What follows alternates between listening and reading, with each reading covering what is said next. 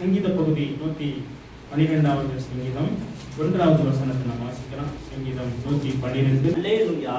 கர்த்தருக்கு பயந்து அவருடைய கட்டளைகளில் மிகவும் பிரியமாய் இருக்கின்ற மனுஷன் பாக்கியவான். ஆமென். எடுக்கிற வசனம் நிதானம் வாசிக்கும். அதனால கர்த்தருக்கு பயந்து அவருடைய கட்டளைகளில் மிகவும் பிரியமா இருக்கிற மனுஷன் பாக்கியவான். கர்த்தருக்கு பயம். முதலாவது கர்த்தருக்கு பயப்படுகிற பயம். கர்த்தருக்கு பயப்படுகிறதுனா என்னது? கர்த்தர் என்ன சொல்றாரோ அதன்படி நம்முடைய வாழ்க்கையை அமைத்துக் கொள்வதுதான். அவர் என்ன சொல்றாரோ அதன்படி நம்ம வாழ்வதுதான். அப்ப இந்த சங்கீதக்காரன் என்ன சொல்றாரு அப்படின்னா, கர்த்தருக்கு பயந்து அவருடைய கட்டளைகளில் அப்ப கர்த்தருக்கு பயப்படுகிறத மட்டும் சொல்லாம அவர் கட்டளைகளுக்கும் பயந்து பிரியமா இருக்கிற மனுஷன் தான். நிறைய பேர் கர்த்தருக்கு பயப்படுறாங்க. ஆனா கட்டளைன்னா என்னது? வசனங்கள். கட்டளைன்னா வேதாகமம் இல்லைங்களா? இந்த வேதாகமத்துக்கு சொல்லப்படுகிற வார்த்தைகளுக்கு நம்முடைய வாழ்க்கை பயந்து வாழ்றோமா? கர்த்தர் சொல்றதை கேட்டு நம்ம பயந்து வாழ்றோமா? கர்த்தரிடத்துல ஜெபிக்கிறோம். கர்த்தர் நமக்கு ஒரு வசனத்தை தருகிறார். நம்ம சில நேரங்கள்ல என்ன நினைக்கிறோம்? நம்முடைய மாம்சம் விரும்புகிற வசனங்கள், நமக்கு சரியா இருக்கிற வசனத்தை வந்து அந்த மாம்சம் வேகமா எடுத்துக்கிறது. ஆனா சில நேரங்கள்ல ஆண்டவர் நம்மளோடு பேசுகிற, திருத்துகிற, சரிப்படுத்துகிற அந்த வார்த்தைகளையும் இந்த தெய்வம் தான் நமக்கு எழுதி வச்சிருக்கு. அப்ப அதுகளையும் நம்ம சரியான விதத்துல நம்ம எடுத்து நடக்கணும் அப்படிங்கிறது. அப்ப கர்த்தருக்கு பயந்து அவர் கட்டளைகளில் மிகவும் அவரை நேசிக்கிற, வார்த்தையை நேசிக்கிற ஒரு மனிதன், வார்த்தையை நேசிக்கிற ஒரு மனிதனுடைய வாழ்க்கை எப்படிப்பட்டதாய் மாறும் அப்படின்னா, அவன் வாக்கியவானாக மாறுகிறான். வாக்கியம்னா என்னது அப்படின்னா ஒரு மிகப்பெரிய ஆசீர்வாதம். அல்லேலூயா. அப்ப அதுதான் வாக்கியம். வாக்கியம்னா நன்மை நமக்கு கிடைக்கிறது. நம்முடைய வாழ்க்கையில நன்மைகளை கர்த்தர் நிறைய என்ன பண்ணியிருக்கிறாரு? ஆங்காங்கே உலகம் முழுவது. பாருங்க, இந்த காற்று முழு உலகமும் வீசிக்கொண்டிருக்கு இல்லைங்களா? இந்த காற்று எல்லாருக்காக தான் கர்த்தர் படைச்சிருக்கிறார். ஒருத்தருக்கு மட்டும் படைக்கிறார், ஒரு தேசத்துக்கு மட்டும் படைக்கிறார். முழு தேசத்துக்கும் அவர் உலகம் முழுவதும் படைச்சிருக்கிறாரு. அதை ஒருவன் சரியான விதத்துல அந்த காற்றை சுவாசித்து வாழும் பொழுது அது அவனுக்கு பிரயோஜனம் உள்ளதான் என்ன செய்யுது இருக்குது. அதே போலதான் இந்த வார்த்தைகள் முழுவதையும் அவருடைய பிள்ளையாய நமக்கு அவர் எழுதி வைத்திருக்கிறாரு. இதை நாம் உட்கொள்ளும் பொழுது, சுவாசிக்கும் பொழுது அது எனக்கு ஜீவனாக மாறுகிறது. ஜீவனாக ஒவ்வொரு நாளும் நம்ம வாழணும். எப்படி வாழணும்? ஆண்டு சொல்றாரு, மாம்சத்தை புசித்து தானியங்களை புசித்து வாழுகிற ஒரு வாழ்க்கை இருக்குது. இந்த கர்த்தருடைய வார்த்தையை புசித்து வாழுகிற வாழ்க்கையும் இருக்குது. அந்த வாழ்க்கை தான் இன்னைக்கு நம்ம வாழ்ந்துகிட்டு இருக்கிறோம். நம்ம எப்படி வாழ்றோம் அப்படின்னா, தேவனாலே நம்ம வாழ்ந்து கொண்டிருக்கிறோம். அவர் நமக்குள்ளே வாழ்ந்து கொண்டிருக்கிறார். அந்த சங்கீதக்காரன் எழுதுகிறார், கர்த்தருக்கு பயந்து அவருடைய கட்டளைகளில் மிகவும் பிரியமா இருக்கிற மனுஷன் பாக்கியம். கர்த்தருக்கு பயந்து மட்டுமல்ல, அவருடைய வேதத்தை நேசிக்கிற ஒரு மனிதனுக்கும், அவருடைய வேதத்தை ஆராய்ந்து பார்க்கிற ஒரு மனிதனுடைய வாழ்க்கையும் ஆசீர்வதிக்கப்படும். அந்த வார்த்தையில நம்ம அதை வாசிக்கிறோம். பாருங்க, 2ஆம் வசனம் வாசிங்க. அவன் சந்ததி பூமியில் பலத்திற்கும் செம்மையானவர்கள் வம்சம் ஆசீர்வதிக்கும். அவன் சந்ததி பூமியில என் சந்ததி என்னாலலாம் நிலைநிக்காது. ஏன் அப்படின்னா, இன்னைக்கு நிறைய பேர் சந்ததியை பார்க்காத, குழந்தைய பெற்றெடுத்தவனை இறந்து போன தாய்மார்களும் இருக்கிறாங்க, குழந்தையை பெற்றெடுத்தவனை இல்லாத தகப்பன்மாரும் இருக்கிறாங்க, குழந்தை வளராத பார்க்க முடியாத பேரண்ட்ஸும் இருக்கிறாங்க. சந்ததி நம்மளால மேல வருகிறது இல்ல, அவராலே ஆசீர்வதிக்கப்படுகிறது. ஹல்லேலூயா. நம்ம எப்பொழுதும் நம்புறோம், என் சந்ததி ஏன் பலத்தினால நிக்குதா அப்படின்னா, நம்மளே நம்ம பலத்துல நிக்கிறது இல்லைங்களா? நம்ம பலன் எப்ப இது நிற்கும், எப்ப ஓடும் யாருக்குமே தெரியாது. ஆனா இறைவன் ஒருவர் இருக்கிறார். அவரை வாழ வைக்கும்படியால் இந்த உலகத்துக்கு கடந்து வந்திருக்கிறார். அப்படின்னா கீழே நம்ம அப்படியே நீங்க இதெல்லாம் வாசித்தீங்கன்னா நிறைய இருக்குது. ஆனா முதல் வசனம், கர்த்தருக்கு பயந்து அவர் கட்டளைகளில் மிகவும் பிரியம். கட்டளைகள் மிகவும் பிரியம்னா எப்படி வேர்டு நமக்கு சொல்லப்படுது அப்படின்னா, சங்கீதம் 1:1 திருப்பினீங்கன்னா எப்படி பிரியமா இருக்கிறதுன்னு சொல்லப்பட்டிருக்கிறது. எப்படி பிரியம்? சங்கீதம் 1ஆம் அதிகாரம் 1ஆம் வசனம் வாசிங்க. துன்மார்க்கருடைய ஆலோசனை நடவாமலும் பாவிகளுடைய வழியில் இல்லாமலும் பரியாசக்காரர் உட்காரும் இடத்தில் உட்காராமலும். பாருங்க, துன்மார்க்கருடைய ஆலோசனை, பரியாசக்காரர் உட்காரும் இடம், அடுத்து பாவிகளுடைய வழி ஆலோசனை, உட்கார்றது, நிக்கிறது, நடக்கிறது. அப்ப எப்படிப்பட்ட மனிதனுடைய வாழ்க்கை ஆசீர்வதிக்கப்படும் அப்படின்னா, இந்த வழியில போகாம இருக்கிற ஒரு மனிதன். இன்னைக்கு நம்ம யாரும் வெளியில உட்காரல, ஆனா இந்த மொபைல் வழியாக நம்ம எல்லாரும் உட்கார்ந்துருக்கோம். மொபைல் வழியாக நிறைய துன்மார்களுடைய ஆலோசனை அதுல வருது. தேவையில்லாத கேட்டுக்கிட்டு இருக்கிறோம், தேவையில்லாத கேட்டு கேட்டு இந்த மூளையை நிறைச்சி வைக்கிறோம், இருதயத்தை நிறைச்சி வைக்கிறோம். அதுல நிறைய பிரச்சனைகள், நிறைய பாருங்க. பைபிள் சொல்லுது, நீ எதை காண்கிறையோ அதுதான் உனக்குள்ள போகும். நீ எதை பாக்குறியோ அதான் உனக்கு செயலா என்ன செய்யும், மாறும். நீங்க நல்லதை உள்ள கொண்டு போனீங்கன்னா இது ஆக்டிவேட் பண்ணும், மூவ்மெண்ட் நல்ல நிலைமையில வரும். நீங்க நம்ம தவறானதை கேட்டோம்னா தவறானது என்ன செய்யும், வரும். அதனால பைபிள் சொல்லுது, உன் கண்ணு இருளா இருந்தா உன் சரீரம் முழுவதும் இருளா இருக்கும், உன் கண்ணு வெளிச்சமா இருந்தா உன் சரீரம் முழுவதும் வெளிச்சமா இருக்கும்.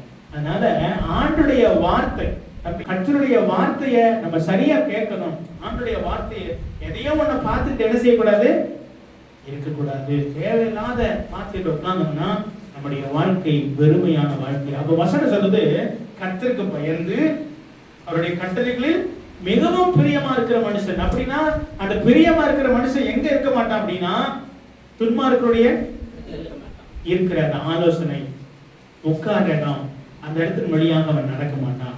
அவன் நடக்காம அந்த பாதை எல்லாம் இல்லாம ஆக்கிட்டான் அப்படின்னா, அவன் சொல்லுகிற அடுத்த வசனம் சொல்லுது, அவன் கர்த்தருடைய வேதத்தில் பிரியமாய் இருந்து இரவும் பகலும் அவருடைய வேதத்தில் தியானமாய் இருக்கிற மனுஷன் பாக்கியவான். இங்கேயும் பாக்கியம். அப்ப வேதத்துல நம்ம தியானமா இருக்கும் அப்படின்னா, வேதத்தை 24 மணி நேரம் கையிலேயே வச்சுக்கிறதா அப்படி இல்ல. வசனத்தை வாசித்து அந்த வார்த்தைகளுக்குள்ள ஜீவனத்தை நம்ம மாத்தணும். அல்லேலூயா. நம்ம சும்மா உடனே மாறிடுமா அப்படின்னா உடனே மாறாது. ஆனா மெதுவா மெதுவா ஆண்டவரோட நீங்க நடக்க நடக்க நடக்க மாற ஆரம்பிச்சிடும். பாருங்க, ஒரு தங்கத்தை போய் கடையில வாங்குறோம்.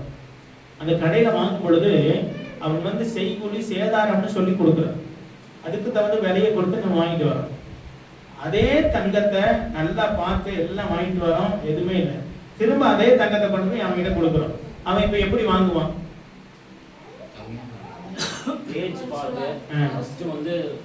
ஹால்மார்க்கான்னு பார்ப்பான். அப்புறம் இப்பெல்லாம் தேய்க்கிறது இல்லைங்க, மிஷினுக்குள்ள வச்சு பார்த்த. அவனும் வாங்கும் போது ஒன்று சொல்லி கொடுத்தான், இப்ப வாங்கும் போது ஒன்று சொல்லி கொடுப்பான். வாங்குவான், என்னது கொஞ்சம் பழசா இருக்கு, தேர்ந்துருச்சு, ஷைனிங் போயிருக்கு, அதுக்கடுத்து ரேட் கொஞ்சம் கம்மி, அதுக்கடுத்து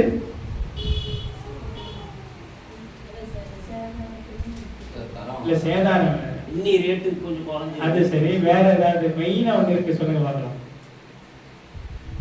அதுல இருக்கிற அழுக்கை அழிச்சிடும்.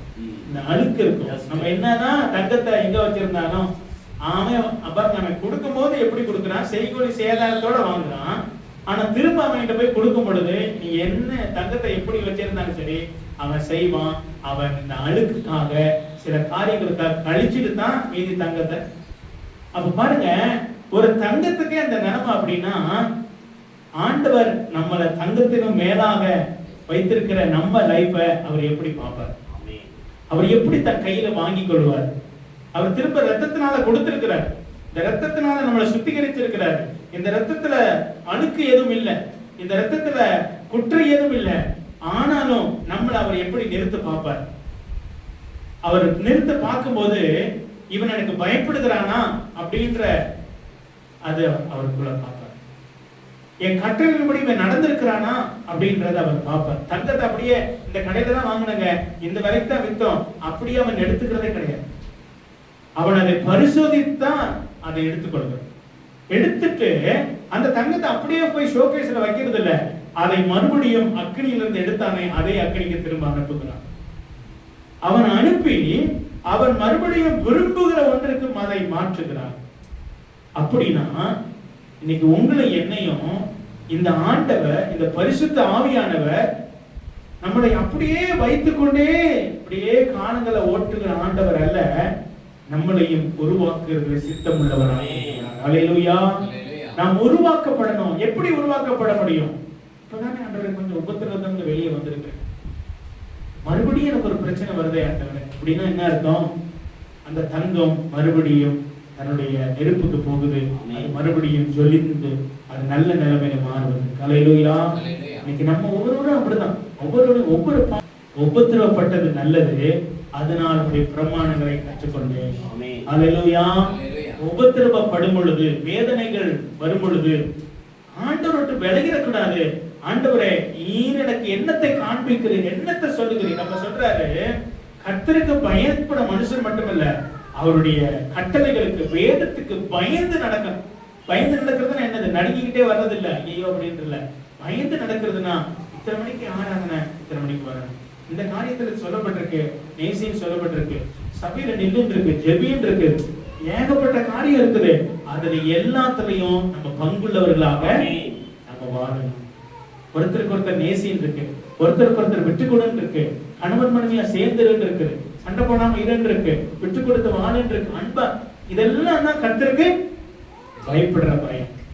இப்படி ஒருவன் வாழ்ந்தான் அப்படின்னா அவன் சந்ததி ஆசீர்வதிக்கப்படும். அல்லேலூயா. அவனுடைய வாழ்க்கை. இன்னைக்கு நமக்கு எல்லாத்துக்கும் பிள்ளைங்க இருக்கு, நம்ம பிள்ளைங்களுக்கு தான் கஷ்டப்பட்டு எதையாவது பண்ண பாக்குறோம். ஆண்டு சொல்றாரு, உன் சந்ததி என் கரத்துல இருக்குது. அல்லேலூயா. அல்லேலூயா. நீ சரியா இருந்தா உன்னுடைய நிலைமையை நான் மாத்திடுவேன். அல்லேலூயா. உன் பிள்ளைகளுடைய நிலைமையை நான் மாத்திடுவேன். அப்படி ஒரு சம்பவம் நம்ம வேதத்துல நடந்திருக்கு. எங்க? ஆதியாகமத்துல இருக்கிற ஆபிரகாமுடைய மகனுக்கு இல்லைங்களா? அதை எடுத்து வாசிங்க பார்க்கலாம் அந்த வசனத்தை. எனக்கு இப்ப அந்த வசனத்துக்கு ஞாபகத்துக்கு வர 4வது வசனம் எங்க இருக்குன்னு தெரியுமா? கண்டுபிடிச்சிட்டீங்களா?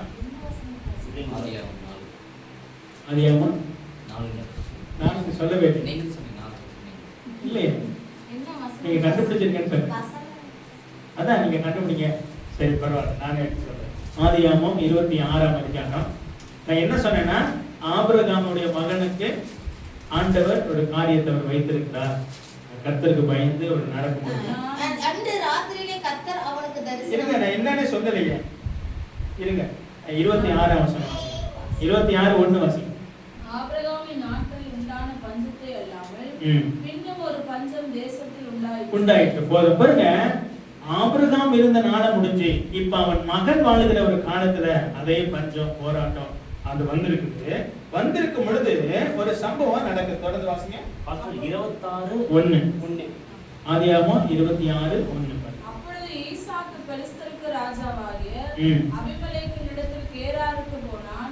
கர்த்தர் அவனுக்கு தரிசனமாகி, நீ எகிப்துக்கு போகாமல் நான் உனக்கு சொல்லும் தேசத்திலே குடியிரு.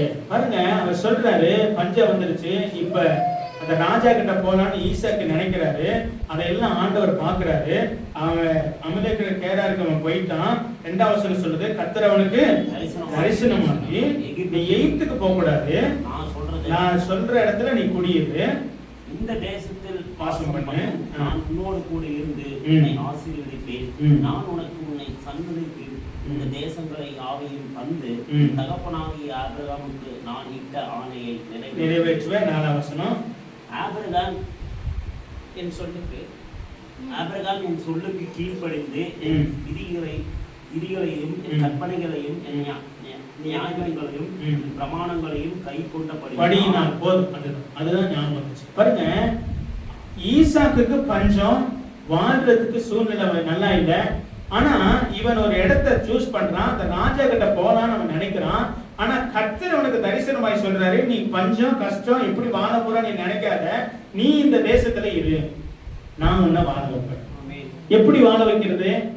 அப்ப ஆண்டு சொல்றாரு, இந்த வாழ்க்கை உன் அப்பா உனக்கு கொடுத்த வாழ்க்கை. அல்லேலூயா. உன் அப்பா என்கிட்ட நல்லா இருந்தனால இந்த ஆசீர்வாதம் நான் உனக்கு தரப்பேன். அல்லேலூயா. அப்ப பாருங்க, நம்ம பிள்ளைகளுக்கு என்னத்தை சேர்த்து வைக்கிறோம்?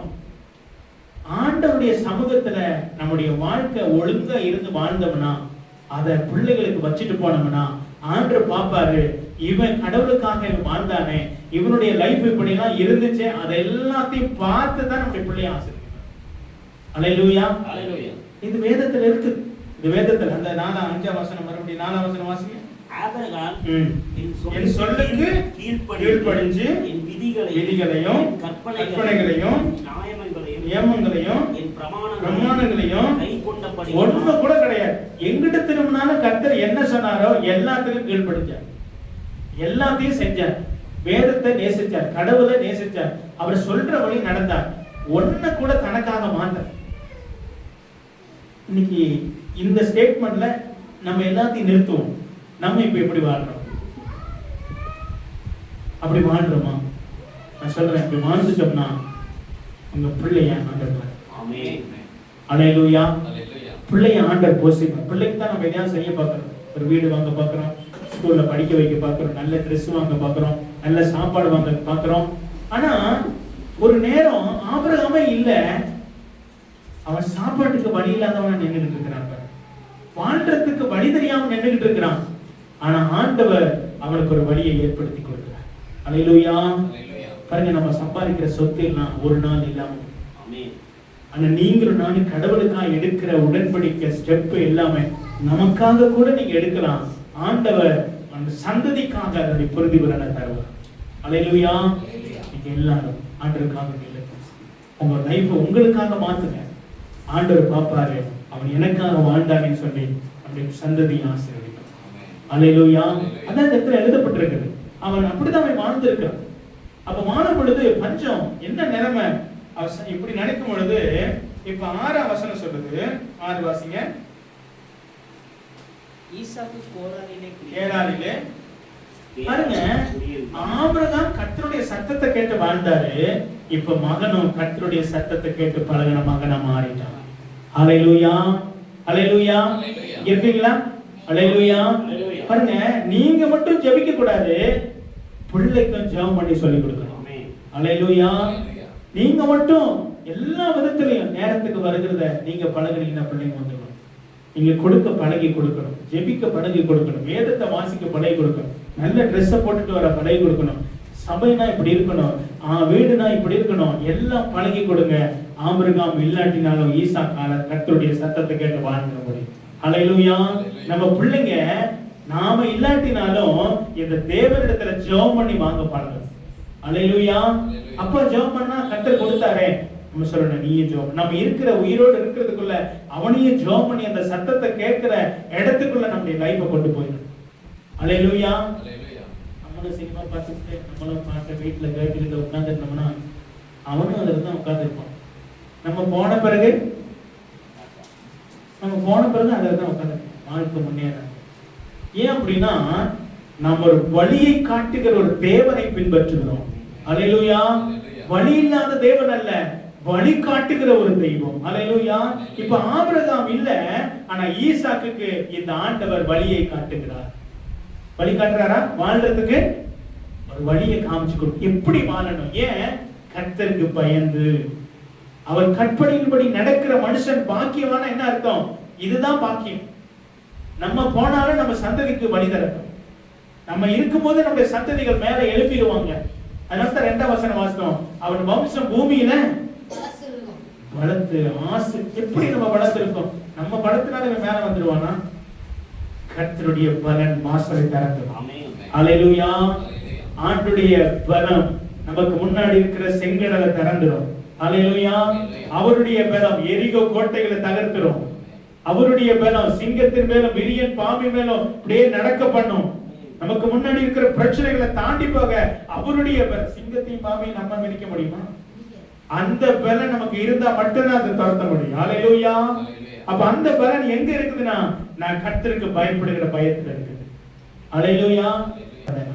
நான் அவருக்குள்ள வாழ்ந்தேனா? அந்த வசனத்தை நீங்க பாத்தீங்கன்னா, அவன் அப்படியே சத்தத்தை கேட்கிறான். சத்தத்தை கேட்டவன் இப்ப 11ஆம் வசனம், ஆதியாகமம் 26:11 மாத்தி அபிமெலேக்கு இந்த புருஷனே ஆகிலும் இவன் மனைவியாகிலும் தொடுகிறவன் நிச்சயமாய் கொலை செய்யப்படுவான் என்று எல்லா ஜனங்களும் அறிய சொன்னான். இவன் அங்க போய் இருக்கிறான், அப்பா மாதிரியே. சில நேரங்கள் அப்பா மாதிரியே அவனுக்கு சூழ்நிலை அங்க நடக்குது. ஆனாலும் அப்பா மாதிரியே அது இவனுக்கும் அப்பாவுக்கு செஞ்சது போலவே தேவன் குறுக்கிட்டு வந்து சொல்றாரு, இவனு மனைவியே இருக்காங்க. பாருங்க, நம்ம போடுகிற விதை பிள்ளைகளுக்கு வந்து நீங்க சரியான விதையை போட்டுருங்க. சரியான அதை சொல்லிக் கொடுங்க. சரியான சர்ச்சுக்கு வரும்போது எப்படி வரணும், நீட்டா ட்ரெஸ்ஸை போட்டுக்கணும். ஒரு ஃபங்க்ஷனுக்கு போகும்போது எப்படி போவோம், இப்படியே போனா நீங்களும் பரிசுத்த சங்கதி, பரிசுத்தமான இருக்கிறது நல்ல ஜெபம் பண்ணி கூட்டிட்டு வாங்க, இங்கேயும் வந்து ஜெபம் பண்ணு.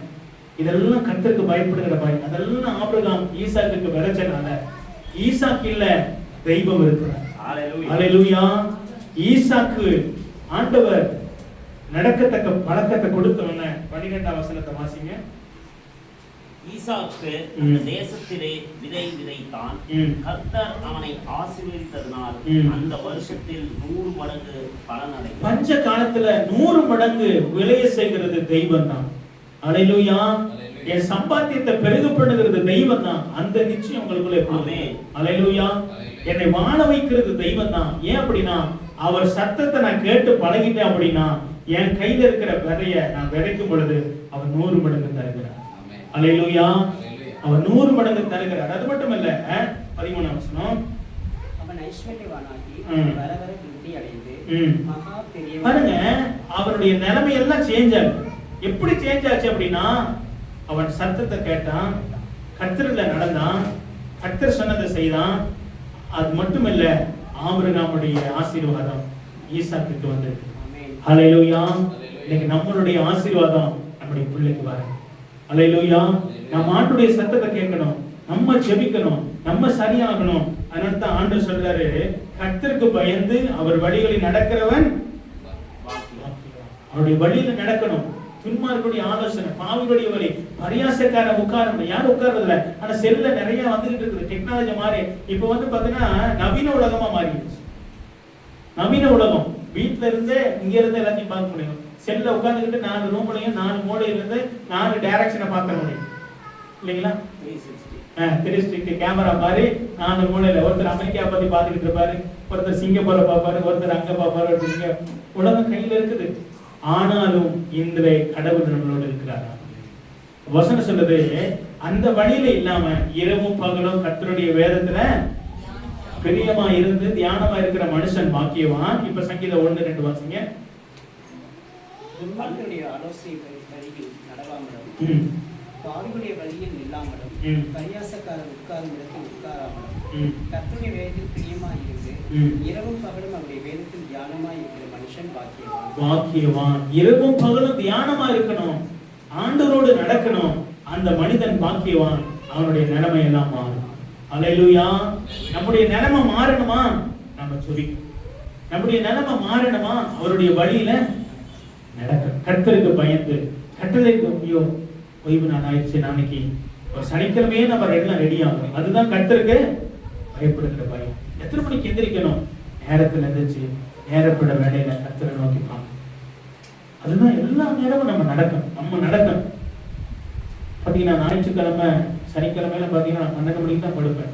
சில நேரம் 4 மணிக்கே எழுந்திருக்கும், சில நேரம் 5 மணி, 4 மணி நேரம் தான் தூக்கம் எனக்கு இருக்கும் ஒவ்வொரு நாள். சில நேரம் சனிக்கிழமைனா 1:30 மணி வரைக்கும் ப்ரேயர் போயிடும். 1:30 மணிக்கு மேலே படுத்தாலும் 5 மணிக்கு 4:30க்கு எழுந்திருக்கும். 4 மணி நேரம் தான் தூக்கம். அப்ப நேரத்தில் எந்திரிக்கணும்.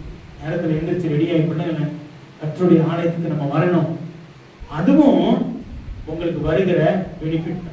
ஹல்லேலூயா. ஓட்டி பார்த்தா என்ன வரும்? நிறைய நமக்கு சம்பளம் வரும்.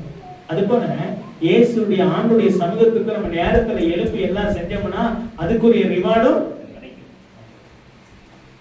எப்படி பண்றோம் அப்படின்றது அதையும் ஆண்டவர் என்ன செய்யறாரு, அதுக்குரிய ரிவார்டு நமக்கு வந்து சேரும். எப்படி வருகிறோம், என்ன ஆயுதம், என்ன சிந்தனையில கிளம்புறோம், எப்படி நம்ம துதிக்கிறோம், என்ன செய்யறோம் அப்படின்றத தேவன் பார்க்கிறாரு. இன்னும் ஒரு வசனத்தை நீங்க வாசிங்க.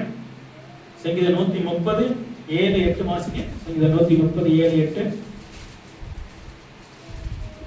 கர்த்தாவே, ஆழங்களிலிருந்து உம்மை நோக்கி கூப்பிடுகிறேன். ஆண்டவரே, என் சத்தத்தை கேளும். என் விண்ணப்பங்களின் சத்தத்திற்கு உமது செவிகள் கவனித்திருப்பதாக. கர்த்தாவே, நீர் அக்கிரமங்களை கவனித்திருப்பீரானால் யார் நிலை நிற்பான்? யாரு நிலை நிற்பான்? எல்லாம் பார்த்தா யாரு நிலை நிற்க முடியும்? ஒருத்தரும் நிற்க முடியாது. ஆனாலும் ஆண்டவர் ஜெபத்தை கேட்டு இரக்கமுள்ளவராய் இருக்கிறார். ஹல்லேலூயா. நம்மளை அவர் நடத்துகிறார், நம்மளை போஷிக்கிறார், நம்மளை காப்பாற்றுகிறார். 7ஆம் வசனம் வாசிங்க. 137 வசனம். கர்த்தரிடத்தில் கிருபையும் அவரிடத்தில் திரளான மீட்பும் இஸ்ரவேலே கர்த்தரை நம்பி இருப்பதாக. அப்படின்னா நீங்க நானும் ஆண்டவரை முழுமையாக நம்பி இருக்க.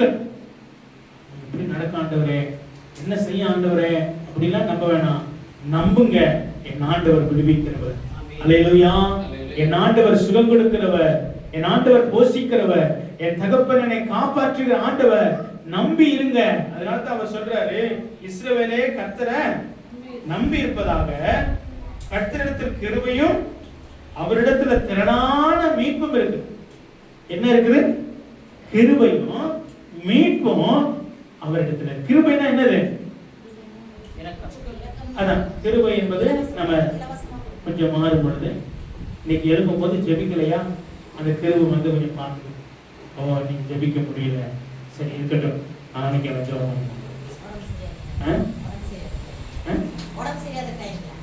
உடம்பு சரியாத இல்லையா, சரி அப்ப என்னன்னாலும் சரி அவர் பாப்பார். ஓ இன்னைக்கு இப்படி இருக்குதா, அந்த கிருபை கொஞ்சம் தாங்க. ஆனா ஆண்டு சொல்றாரு, எல்லா நேரமும் அப்படி பண்ணிடாத, அவரை நீ நம்பி. அல்லேலூயா. உடம்பு சரியில்லைன்னு நீ தூங்கிடாத, அவரை நம்பிரு, அவரை நீங்க பலன் தருவார். அல்லேலூயா. உனக்கு ஆகாரம் இல்லாட்டி கர்த்தரை நம்பிரு, உன்னை அவர் வழி நடத்துவார். அல்லேலூயா. அப்ப ஆண்டு சொல்ற, அதனால தான் இஸ்ரவேலே கர்த்தரை நம்பிரு, கர்த்தரிடத்தில் கிருபையும் அவரிடத்துல திரளான மீட்பும் இருக்குது. 8ஆம் வசனம், அவர் இஸ்ரவேலை அதில் சகல அக்கிரமங்களிலிருந்து மீட்டுக் கொள்வார். மீட்டுக் கொள்வார். பயப்படாத, ஆனாலும் உன்னை நான் மீட்டுக் கொள்வேன். நீ வந்து நான் எதிர்பார்க்கிற அளவு இல்லதான், ஆனா நீ சரியா வரணும்னு சொல்லி இப்பயும் நான் உன்னை காப்பாத்தினேன். அல்லேலூயா. அதனாலதான் நம்ம எல்லாரும் நீங்க நிலை நிற்கிறோம். இந்த இடத்துல நான் முதற்கொண்டு எல்லாரும் உத்தமர்களா அப்படின்னு கேட்டா, மனிதர்கள் யாரும் உத்தமர்கள் கிடையாது. அவரை தவிர யாரும் உத்தமர்கள் கிடையவே கிடையாது. ஆண்டு சொல்றாரு, என்ன நீ நம்பி இரு. அல்லேலூயா.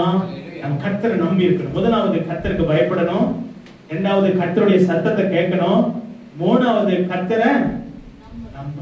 அல்லேலூயா.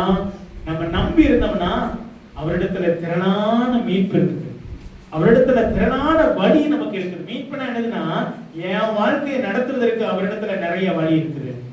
என்னை நடத்திடுவார், என் பாதையை நடத்தி ஒரு வழி அடைக்கலாம், அடுத்த வழியை திறக்கலாம். ஒண்ணு இல்லாம போகலாம், இன்னொன்னு வந்துடும். ஏன்னா என்னை வாழ வைக்கிறது அவராயிருக்கிறார். அல்லேலூயா. என் சந்ததியை ஆசீர்வதிக்கிற தெய்வம் அவராயிருக்கிறார். அதனால நான் பயப்பட தேவையில்லை, நான் கர்த்தருக்கு மட்டும் பயந்தா போதும். சூழ்நிலை குறித்து பயப்பட வேணாம், எப்படி வாழணும்னு பயப்பட வேணாம், ஆனா கர்த்தருக்கு பயப்படுவோம். அவர் ஏன் இதெல்லாம் எழுதி வச்சிருக்கிறார்னா, இஸ்ரவேலே கர்த்தரை நம்பு, இஸ்ரவேலே கர்த்தரை நம்பு, என் மகனே நீ ஆண்டவரை நம்பு அப்படின்னு சொல்றார். நம்ம இன்னைக்கு நம்புறோம். பிள்ளைகளுக்கு ஆண்டு சொல்லிக் கொடுக்கிற கர்த்தரை நம்பு, நல்ல ஜெபம் பண்ணு, உனக்கு நல்ல வழியை தரப்பார். அல்லேலூயா. நம்மள ஜெபம் பண்ண காத்திருக்கணும், ஆண்டவர் பெரிய காரியங்களை செய்வார். இன்னும் ஒரே ஒரு வசனத்தை மட்டும் வாசிக்கலாம். சங்கீதம் 119, 145, 146. முழு இருதயத்தோடும் கூப்பிட்டே, கர்த்தாவே என் ஜெபத்தை கேளும், உம்முடைய பிரமாணங்களை கைக்கொள்ளுவேன். உம்மை நோக்கி கூப்பிட்டே என்னை ரட்சியும், அப்பொழுது நான் உம்முடைய சாட்சிகளை காத்துக்கொள்ளுவேன். அவருங்க ஜெபம் பண்ற ஜெபம் வருது. அந்த ஜெபத்துல என்ன வருது? கர்த்தருடைய கற்பனைகள் கட்டளைகளையும் சேர்ந்து சொல்றாரு. ஆண்டவரே நோடி இருங்க, உங்களுடைய வசனத்தை நான் மறந்து போக கூடாது. வாசிங்க 145. முழு இருதயத்தோடு கூப்பிட்டேன், கர்த்தாவே என் ஜெபத்தை கேளும். முழு இருதயத்தோடு நான் கூப்பிடுறேன், ஆண்டவரே என் ஜெபத்தை கேளும். அந்த நம்பிக்கை எல்லாத்துக்கும் இருக்கு. அல்லேலூயா. நம்ம ஜெபம் எப்படிப்பட்ட ஜெபமா இருக்கணும்? முழு இருதயத்தோடு அவரை நோக்கி அவரை முதல் நம்பி முழு இருதயத்தோடு கூப்பிடணும். இதுல இருந்து என் ஆண்டவர் என்னை காப்பாற்றுவார், இதுல இருந்து என்னை சரிப்படுத்துவார், இந்த பிரச்சனையில இருந்து என்னை விடுவிப்பார். இந்த காரியத்திலிருந்து பயப்படக்கூடாது. பயப்படுறது ஒன்னே ஒண்ணுதான், அவருக்காக மட்டும்தான் பயப்படணும். பிசாசுக்கெல்லாம் பயப்படக்கூடாது, போராட்டத்துக்கு பயப்படக்கூடாது. எல்லாத்துக்கும் எதிர்த்து நிற்கக்கூடிய ஒரு ஜெபம் அவருடைய பலன். நான் வாசிக்கிறேன், உம்முடைய பிரமாணங்களை கைக்கொள்வேன். உம்முடைய பிரமாணங்களை கைக்கொள்வேன். நான் வந்து ஜெபிக்கிறேன், முழு இதயத்தோடு இருக்கிறேன், எல்லாம் செய்யறேன். ஆனா என் ஜெபம் எதோட சேர்ந்தது இருக்குன்னா, அந்த பிரமாணத்தை கைக்கொள்கிறதோட தான் இருக்குது. ஹல்லேலூயா. பிரமாணத்தை கைக்கொள்ளாம நீங்க ஜெபிச்சீங்கன்னா அந்த ஜெபம் வெறுமையான ஜெபமா போயிடும். பிரமாணம் கை கொண்டு நம்ம வாழ பழகணும். அந்த ஜெபத்துக்கு பிரதிபலன் இருக்குது. அடுத்த வசனம். உம்மை நோக்கி கூப்பிட்டேன், என்னை ரட்சியும். உம்மை நோக்கி கூப்பிடுறேன், என்னை இரட்சி. என்னை காப்பாத்துங்க ஆண்டவரே. அப்பொழுது நான் உம்முடைய சாட்சிகளை காத்துக்கொள்வேன். அப்பொழுது நான் நம்முடைய சாட்சிகள் அந்த வசனத்தை காத்துக்கொள்ளுவேன். அப்படின்னா நம்ம ஒவ்வொருவரையும் கூப்பிடுறோம், காட்டு ரட்சிக்கிறாரு. ஒவ்வொரு தடவையும் வசனத்தை காத்து வாழ பழகணும். அல்லேலூயா. ஒவ்வொரு தடவையும் வாழ பழகணும். இன்னைக்கு என்ன ஆண்டு கற்றுக் கொடுப்பார், ஆண்டவரே இந்த வார்த்தைப்படி இன்னைக்கு என்ன மாத்துங்க, இந்த வார்த்தையின்படி என்னை சரிப்படுத்துங்க, இந்த வார்த்தையின்படி என்னை சுகப்படுத்துங்க, இந்த வார்த்தையின்படி என்னை நிறைவாய் நடத்துங்க, இந்த வார்த்தையின்படி என் தடைகளை நீக்கப்படுங்க, இந்த வார்த்தையின்படி எனக்கு துணையா இருங்க. அப்படி எல்லாம் நீங்க ஜெபிக்கப்பட. அல்லேலூயா. நீங்க எல்லாம் நல்லா ஜெபிக்கிற ஆளா மாறணும். நல்லா ஜெபிக்கணும், நல்ல வைராக்கியமா நம்ம ஜெபிக்கணும், பலத்தோடு ஜெபிக்கணும், தைரியத்தோடு ஜெபிக்கணும், விசுவாசத்தோடு ஜெபிக்கணும். இதெல்லாம் ஆவியில அனலா மாறணும். இப்படி மாறினீங்கன்னா ஒரு பெரிய காரியத்தை ஆண்டவர் நம்முடைய வாழ்க்கையில செய்ய வல்லவராக அவர் இருக்கிறார். அல்லேலூயா. முதல் வாசத்துக்கு மறுபடியும் நம்ம போயிடலாம். முதல் வாசமே அந்த வசனத்தை வாசிக்கலாம். சங்கீதம் 112 1 வாசம். அல்லேலூயா. கர்த்தருக்கு பயந்து அவருடைய கட்டளைகளில் மிகவும் பிரியமா இருக்கிற மனுஷன் பாக்கியவான். பாக்கியவான். கர்த்தருக்கு பயந்து அவருடைய கட்டளைகளில் மிகவும் பிரியமா. எப்படி கட்டளையில இருக்கிறது? ஒரு சில வசனங்களை நான் உங்களோட பகிர்ந்திருக்கிறேன். அதன்படி இருந்தோம்னா ஆண்டவர் நம்முடைய பாக்கியவானாக மாற்றுகிறார். அவருடைய சந்ததியை கர்த்தர் ஆசீர்வதிப்பார். எக்ஸாமுக்கு ஆபிரகாம் சந்ததியை கர்த்தர் எப்படி ஆசீர்வதித்தார்? ஆபிரகாம் கர்த்தருக்கு பயப்படும் பொழுது அவன் சந்ததி ஆசீர்வதிக்கப்படும். இன்னைக்கு நீங்களும் நானும் பயந்தோம்னா நம்முடைய சந்ததி ஆசீர்வதிக்கப்படும். அல்லேலூயா. கர்த்தர் நம்முடைய வாழ்க்கையை ஆசீர்வதிப்பார், பலப்படுத்துவார், தைரியப்படுத்துவார். அதனால ஆண்டவரை நம்பிருங்க. கர்த்தர் பெரிய காரியங்களை செய்வாராக. கண்களை மூடி நம்ம ஜெபிக்கலாமா? ஆண்டவருடைய கரத்துல ஒப்பு கொடுக்கலாம். கண்களை மூடி ஒரு